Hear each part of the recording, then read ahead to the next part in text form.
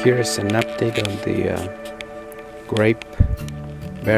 bare root grapevine that I planted in the pot. It's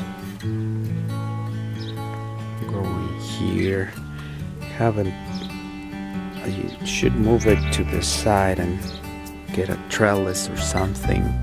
Haven't figured out where I'm gonna place it at, so I haven't planted in the ground, so it's still there. But I see some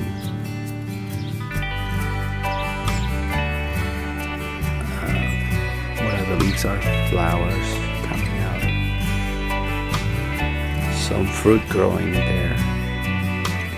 So hopefully I can move it and place it where it can hold. Has enough support for the fruit. It's in a 15-gallon pot.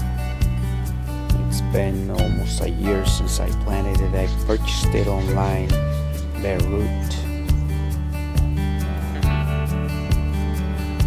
So hopefully it makes it on the pot until I plant it in the soil. And this is seedless purple grape. So hopefully those are my favorites. Hopefully I have some fruit soon.